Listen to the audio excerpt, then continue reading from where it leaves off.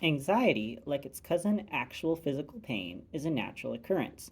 It's your brain's way of reminding you that even if your ancestors didn't see a saber-toothed tiger lurking in the low underbrush, there was a high probability that the tiger was there, licking its chops, anticipating the rich and nuanced flavors found in your average Australopithecine. Where you might find a therapist to talk to you through your anxiety, maybe find a way to medicate the fear of the tiger away, when you're a spy, you learn to calculate your anxiety so that you can compartmentalize it in your mind and make decisions. So that if a house cat crosses your path, you don't scramble an F 16 from an offshore aircraft carrier to take it out. What are you afraid of? Is the threat credible? Can you take it out by yourself? Unbounded anxiety creates mental isolation. Even a spy can go crazy if he's not able to exercise his brain. If you're captured by the enemy, hooded and shoved into a locked room, the first thing you should do is start talking to yourself. Even if you're speaking gibberish, you want to use the only weapon you have, your intellect, to turn your fear into your asset. Language and thought and reason will focus you, will break down your anxiety into workable parts until you see your anxiety for what it ultimately is, a desire not to die or suffer terrible pain. Once you recognize the danger and the possible outcomes, it's easier to fight even if the fight is all in your head. If someone really wanted you dead, you'd already be dead. While I didn't know precisely what I was facing, I knew that the players on my radar were not much to be afraid of personally. But for Gennaro and his wife and child, however, they were the epitome. I had to remember that.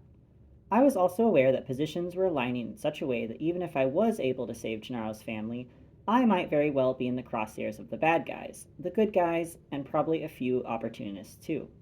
That meant the threat was credible, and that meant I needed help. The sun was already down, but Bayfront Park, Miami's own Central Park, was lit with glittering white bulbs strung tree to tree to highlight a free show given by the Flying Trapeze School housed on the park's grounds. There were booths selling corn dogs, pork sandwiches, funnel cakes, and sweet corn on the cob, others offering hand churned ice cream, fried plantains, and guava marmalade served over pound cake. Young couples and families sat on blankets and watched the spectacle as the trapeze students sailed through the air, catching each other by the ankles and flying back again, flipping, twirling, and even falling occasionally to the mesh net below, to the oohs and ahs of the crowd. There was that whirl of expectation in the air that comes from shared excitement and fear, the festive kind of fear. Somewhere Fiona was watching my back. If real trouble came down, she'd be on top of it. That allowed me to focus my attention on the task at hand, which was locating Barry, Miami's finest nonviolent lowlife, among the audience of sugar high kids and their parents.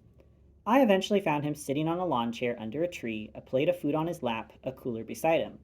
Barry was the kind of guy who could get you what you needed, like dummy home loans, millions of dollars in fake wire transfers, new identities, small helicopters, and the occasional piece of advice about the inner workings of the bad people he associated with. A jack of all criminal trades, really. I sat down on the grass next to him, and for a few minutes we watched the trapeze. Four different students were doing a series of tricks that involved mid-air flips timed perfectly to a classical music arrangement. There was always someone in the air and someone launching into the air. The precision, timing, and dedication looked flawless, but it meant hours of preparation and failure had been embarked on long before this date. What I wonder, Barry said after a while, is what a professional trapeze artist does on his day off. Sit in a cubicle? Probably the same thing anyone does, I said. What do you do? I plot, I said, and wait. See, that's the thing, Barry said. You need to find something more relaxing. I tried collecting wine for a little while, like as a hobby. Started going to tastings and these things where they put out 10 different kinds of cheeses, and then the wine you're supposed to drink with each cheese turned out to be very stressful, too many decisions to make. What do you do now? I started getting into chakra cleansing, he said. Girl I was dating was a big advocate, but that didn't do the trick either. She was very spiritual about it, always telling me to surrender to the release, but I just couldn't get into that. I feel like my chakra is pretty healthy. That's what you're known for, I said. That and bad checks. This was supposed to be my day off, Barry said. Here I am, sitting next to Mr. Marked for Death. Think how I feel, I said. Barry hadn't actually looked at me yet, or if he had, I couldn't tell since he was still wearing his sunglasses. Maybe he was waiting for a break in the action. Have to say, he said, I was a little surprised to hear from you, today of all days. Yeah? Word is you got a bullet to the dome this afternoon, actually. That was someone else, I said. What happened to your forehead? Christopher Bonaventura punched it, I said. You wake up in the morning and this stuff just happens, or is there an order to it? Depends what morning it is, I said. Maybe you just live in a bad neighborhood.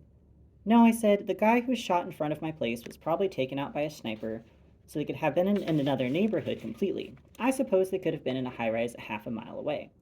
I pointed at the towering buildings across the street from the park, like one of those. Comforting, Barry said. Any other words being thrown out about me? Only that since you got back into town, the number of professional killers enjoying the sun and beaches has increased tenfold. I'm thinking of starting a side business selling maps to your place. Yeah, I said, about that. Got anything on an ex Marine named Alex Kyle doing business out here? Big guy? Big enough. Rolls with 10 guys who look just like him? Yeah, I said. Barry pulled off his sunglasses and rubbed them on his shirt, held them up, looked through them, put them right back on. Lot of fake passports in town this week, Barry said, like I hadn't asked him about Alex Kyle. Lots of people asking for private protection, big money getting tossed around.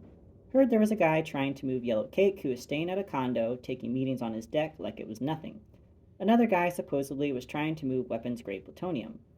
FBI picked him up eating sushi next to Bono. One of the trapeze artists failed to catch his partner, and the partner, a young Asian woman who looked to weigh less than 100 pounds, sailed into the netting below, eliciting a collective moan from the crowd. She popped back up quickly but looked dazed and somewhat unbalanced. You think that hurts? Barry said. Any time you fall from the sky onto the ground, I said, it hurts. You ever jump out of a plane? A few times, I said. That seems relaxing, he said. Not if the people on the ground are shooting at you, I said. Can't control that, Barry said. He reached into his cooler and pulled out a bottle of beer and handed it to me, took another one out for himself. He looked at me then and clanked his bottle into mine in a toast. To life, then, he said, and then drank from his bottle slowly like he was thinking about something particularly vexing. Something on your mind, Barry? This Alex Kyle, Barry said, he's not a nice person. I thought about it. No, probably not. Wasn't really a question, Barry said, just an observation. He broke off a piece of fried plantain from his plate and chewed on it carefully. Anyway, he said, now that you're alive again, I'm just saying you should look into ways to spend your free time that are less hazardous to your health. You never hear about anyone getting gunned down while building model planes in their garage. He had a point, though if I took to building model airplanes in my garage, I might be inclined to gun myself down. I need a favor, I said. Last favor I did for you? The IRS audited my Nana the next day. That's not right. Nana good with keeping receipts? She's been dead for 15 years, Barry said. Tell me you're not cashing your grandmother's Social Security checks, I said. You watch the news? It's important to tighten up where you can. Besides, it helps to have an extra Social Security number or two for a rainy day, like if some ex-spy puts your business in peril and you need to relocate and start all over. You help me here, I said. I'll owe you. You already owe me, he said. I looked around. Dinner with Fiona, I said. I paused, waited for a sign, like a shank to the neck. When none came, I continued with, my treat. She's not a nice person either, Barry said. No, I said, she's not. That's kind of hot, isn't it? It is. Barry chewed on another bit of plantain. This one of those, or people will die things? Yeah, I said. I showed him the paperwork on the credit transfer to Myanmar. You ever do any business with this bank? Barry visibly recoiled in his chair, enough so that he had to grab his plate before it tipped off his lap. Myanmar is off limits, he said. How can an entire country be off limits? I asked. I don't know, he said. Maybe I'm just averse to having the government disappear me, or being called a terrorist and shipped to some torture chamber on a boat, or having everyone I know murdered in the night by people like yourself. No offense. None taken, I said. Or your friend Mr. Kyle. Have you talked to him, Barry? He paid me a visit. What was he looking for? You, he said. What did you tell him? The truth, Barry said, that the last time we did business my Nana got audited. Told him I was out of the Michael Weston business until Nana's IRS problems disappeared. I appreciate that, I said. Consider it the advantage of working with local businesses, he said. I still need a favor, I said. I still get dinner with Fiona? Even though I couldn't see Fee, her presence, at least mentally, was weighing on me. I tweaked the offer accordingly. I can guarantee that you will eat in the same room with her, I said. Everything else is up to chance. All a man can ask, he said.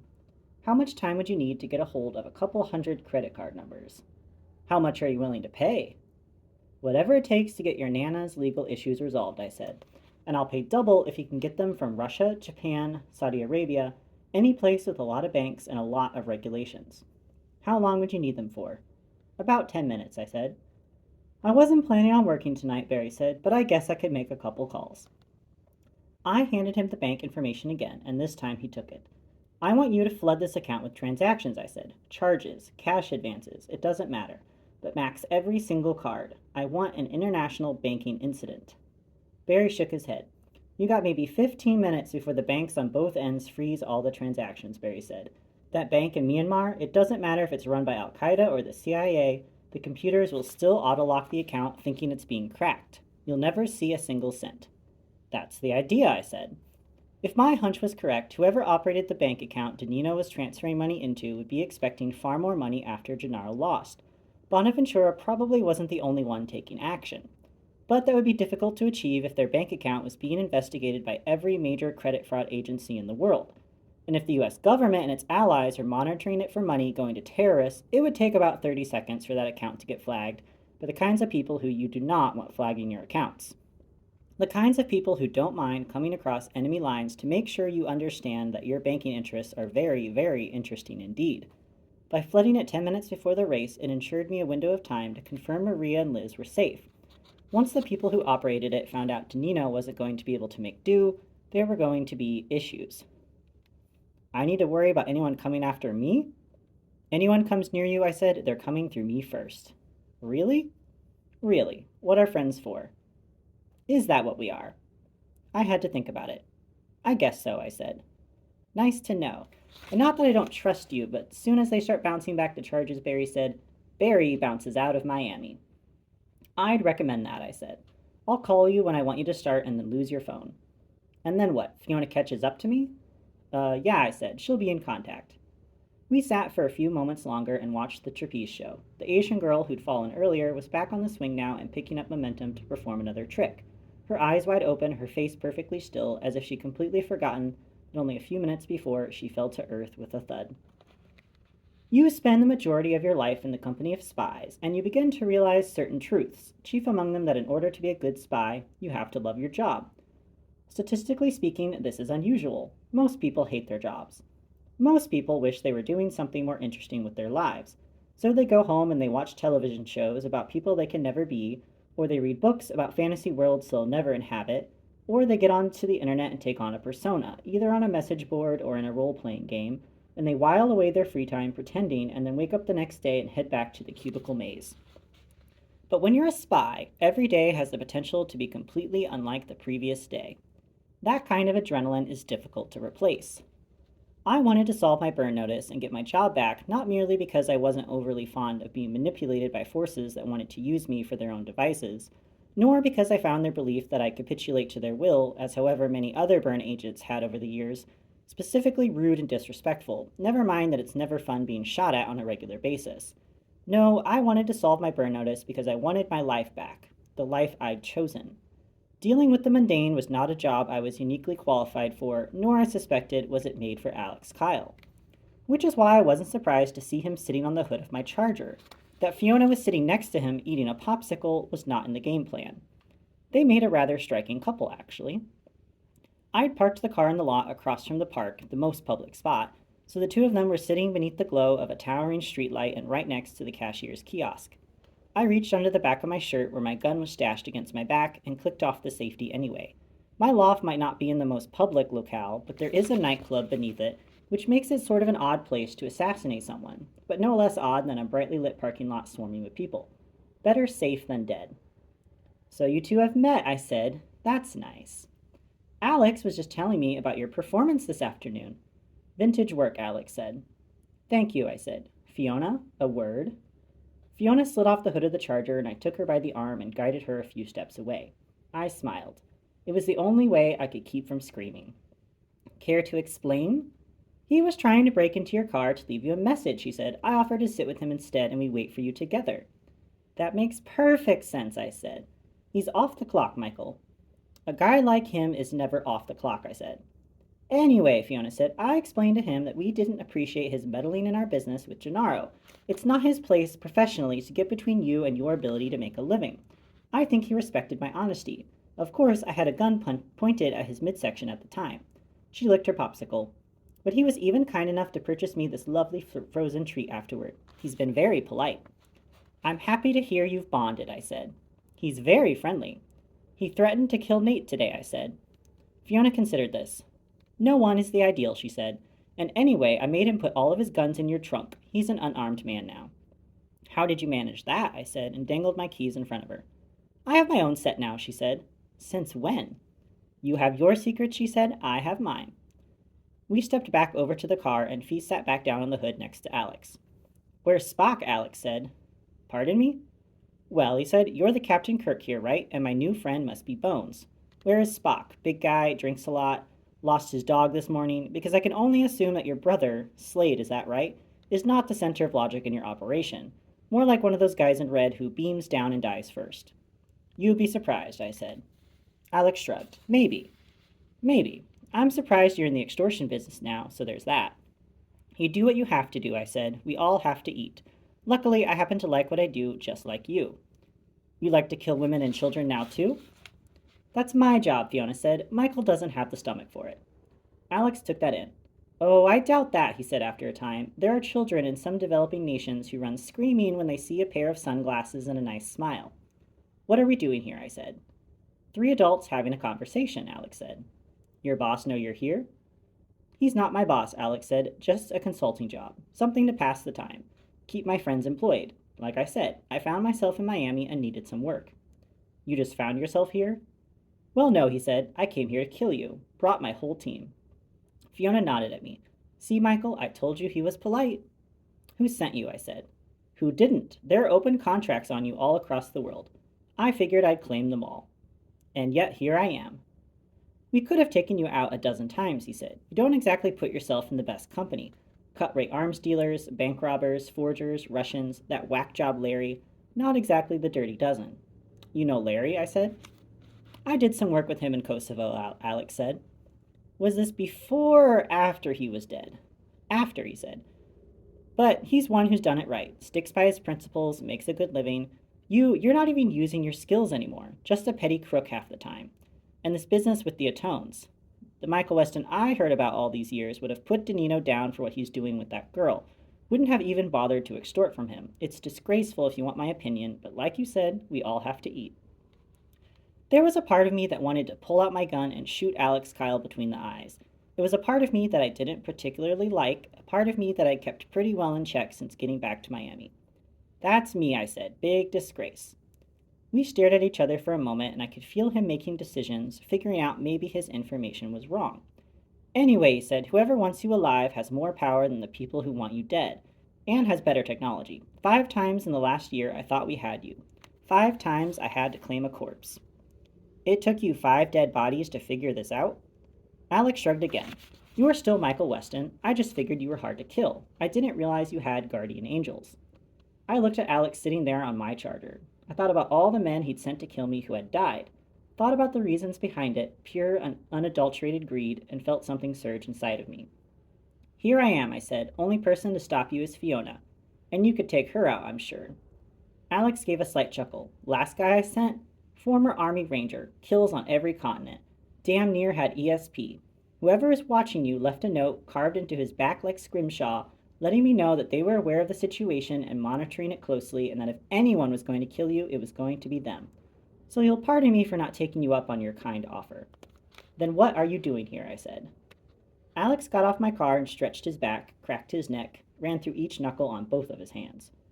Professional courtesy, he said. Mr. Bonaventura decides he wants you dead. There's nothing I can do about that. You came to him, I didn't come to you, so the rules are different here. Strictly business, Michael, but not spy business. I want that known. Right, I said. You'll light me the fuck up, as I recall. You're just not going to be the one to pull the trigger, are you? I am just a consultant. He kills you, it's not like I end up any richer. And I don't claim it. I don't endorse it. But I will say that you don't go in and threaten someone like Mr. Bonaventura and not expect recommendation. While I don't approve of what you're doing to Mr. Danino or Mr. Stefania, that's your business. I could hear some hesitation in Alex's voice. Gone was the brazen jarhead of this afternoon, and gone, too, was the confident version I found sitting next to Fiona mere minutes previous. He was pleading for his life. Did you endorse killing the guy in front of my house today? That wasn't me, he said. No? If someone is dead near you, it's them or it's because of them. That's what I'm telling you. Them. No, Fiona said, what you're telling us is that you're scared and don't want to die. So I suggest you scurry back to your hole. Alex Kyle looked around himself, figuring, I'm sure, that there was a gun trained on him somewhere. Maybe there was. Maybe there was one on all of us. Not a lot of places to hide on the open sea between here and Nassau, he said. You want to make sure you live another day, I'd leave Maria and Liz Atone alone. You want to press Nicholas Danino? Fine, have at him. Scumbag in my opinion. But you drag Mr. Bonaventura into this, you drag everyone you've met into it, and that's forever with him. I feel pretty protected, I said. 5 for 5, right? It won't always be like that, he said. And if that's the case, I said, you can bet that I'll come looking for you first. And Alex, ask those kids about the smile and the sunglasses. They'll tell you some stories. I'll do that, he said. He checked his watch. Boy, it's late, and I think we've both got a long day tomorrow. I don't suppose you want to give me back my guns? Good guess, I said. A smirk ran across Alex Kyle's face. Tommy the Ice Pick. The funny thing, you check out. You got wise guys who swear to your veracity.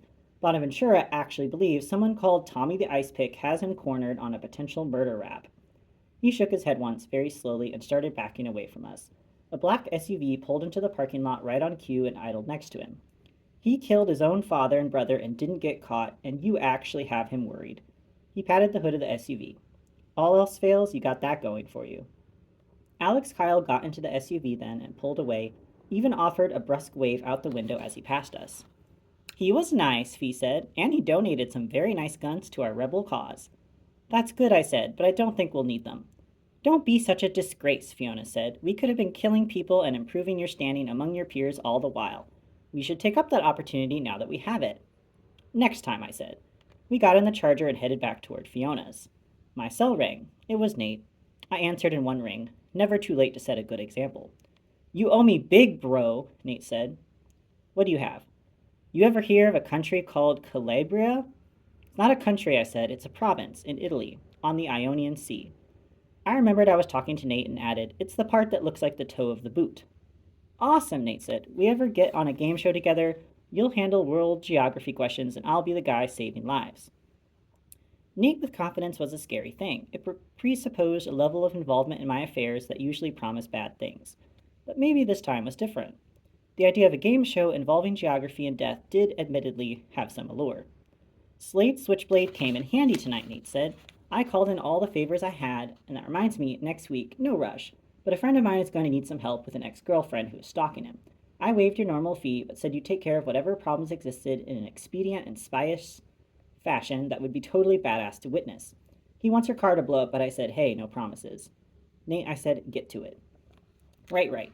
He explained that a friend of his was picking up some businessmen at the airport and bringing them to a race party at South Beach, and that in the past he'd gotten the impression they were in the mafia. The real mafia, Nate clarified. So I tell him, hey, this isn't something to trifle with, let me and my big bro take care of it. Tell me you didn't threaten these guys, I said.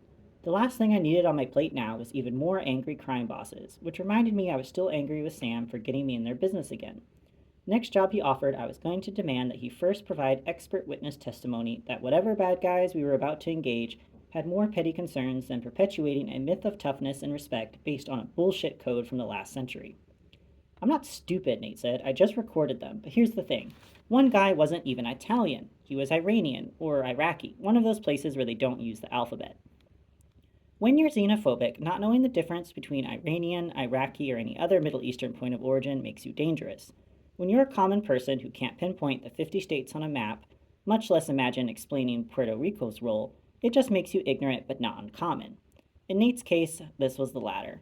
What was notable about Calabria was not that it was in Italy, but that it's also home to traditionally the largest concentration of Muslims in the country. In Italy, over 1/3 of the country is Muslim, and normally that only means good things. In Calabria, however, the international crime trade and terrorism network often finds a nexus. It's the home of the most brutal and notorious wing of the mafia now, their stock and trade being drugs, importing and exporting heroin and opium and cocaine, and worse, human trafficking. Women, young girls. Their drug connections stretch all the way to Afghanistan, which makes their bedfellows people like the Taliban and Al-Qaeda. Washing drug money through Al-Qaeda isn't just stupid, it's potentially fatal. But in Calabria, where the government often looks the other way and the large Muslim community protects its own, it has proven to be lucrative. That doesn't mean local banks will take the money, but Myanmar? That's a different story. What did they say, I asked. They were speaking Italian and that other language, Nate said. Farsi? Yeah, he said, so I had to call in another favor to get the recording translated. Well, the Italian. I don't know anyone who speaks that other stuff. I do, I said. Anyway, again, no rush, but if you could look into a problem this cute waitress I know from Mario's Bit of Italy is having with her landlord, we'd have access to a translator whenever we needed it. We. This was the peril involved. We. I speak Italian too, I said. You do? I do, I said, but I'll take care of her problem. Just tell me what these businessmen said. The part in Italian was something about Danino. They said basically that if everything went well, they'd do it again the following month too. And then they started going back and forth between the languages, and all my friend could get was something about money, something about caviar, and something about coming back in town for the Super Bowl. These guys, I said, you get a name for either of them? Better, Nate said. They paid me with a credit card. That was better, and worse, shortly, for them. Nate gave me the name Dominic Strabo. He may as well have said John Godey. Good work, I said. And one more thing, Nate said. The big money was on the Pax Bellicosa to win up until about 2 hours ago. Now, even people who put huge coin on that are putting even more money on the Pax Bellicosa to lose. They're betting both ways? That's what my guy says. If you want to be sure that a game is fixed, watch the bets.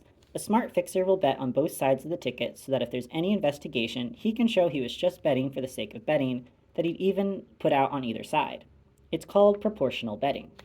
In blackjack, it's what's known as the D'Alembert method. Increase your bet after each loss, decrease it after each victory. Played out over a long period, and the odds are you'll end up slightly ahead. Played out on a single race, like the Hurricane Cup, and it's mostly just to cover your ass. Which meant Christopher Bonaventura put out the word, at least to the people he didn't want to anger, or was putting out his own money as insurance. Either way, I'd done my job. Good work, I said. That bit of information came steep, Nate said. My guy, he's got a brother in prison, trumped up charge. I'm not busting someone out of prison, I said, and neither is Slade Switchblade. Right, Nate said. Is Fiona around? Nate, I said. Right, Nate said. I'll talk to Fiona later. Whatever, we'll work it out. I appreciate all of this, I said. Happy to help, Nate said, and it sounded like he really meant it. Do me a favor, I said, tonight. Leave me a tape of the recording you made at my place and then get out of town. See if you can take everyone you talk to out of town, too. Bro, I can handle myself. Dominic Strabo isn't just a foot soldier. You drove one of the heads of the Calabria Mafia tonight, and probably someone linked to Al-Qaeda. If either are smart enough to piece together anything before they wind up in a cell, you're likely to wake up from a dirt nap. Oh, Nate said. There's a couple $1,000s cut into my mattress. Take it and have a lovely vacation with all of your friends. You need more money, call me, but don't come back until I tell you you're safe. It wasn't exactly that I was afraid the Mafia might come after Nate, more that I wasn't sure what Alex Kyle might do if this all blew up and he remained standing. Not that that was something I thought was in the cards for our new friend. Okay, Nate said, but remember to call me this time. Last time you sent me out of town, you left me in Fort Lauderdale for weeks. That was miscommunication, I said. That was no communication, Nate said. I'm working on that, I said. Now go. I hung up with Nate, filled Fionn on the salient points, except for the part about the prison break, which I knew she'd gladly take part in and would happily begin planning like she was Martha Stewart with bomb-making skills, and called Sam. Mikey, he said, glad you called. We need to talk. I could barely hear Sam over the sound of gushing wind. Where are you? Just coming in off the Pax, he said. Listen, change of plans. You don't know the plan, I said.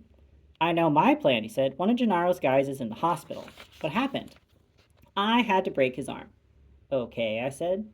And he's probably going to have a bit of a speech impediment thing for a while, Sam said. Nothing major. You ever bite the tip of your tongue off? No. Heals right back, like a lizard's tail. Anyway, we're heading back in now from another run. Looks like I'm on the team tomorrow, for safety reasons.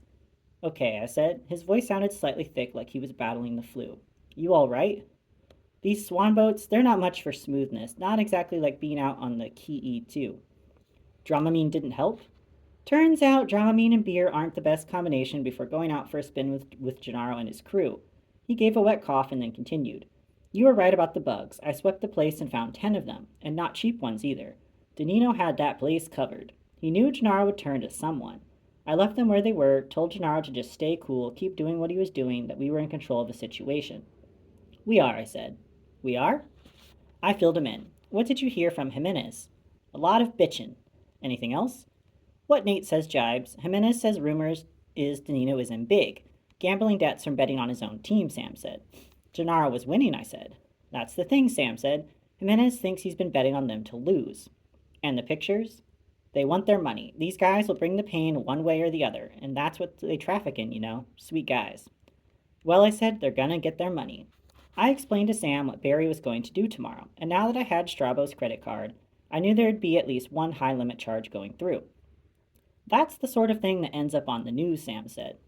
All the better, I said. I looked at my watch. It was already late. What happened on the water? Yeah, Sam said. About that. Anyone asks, my name is Viv Finley. Chuck isn't available? Sam cleared his throat. That's what we need to talk about.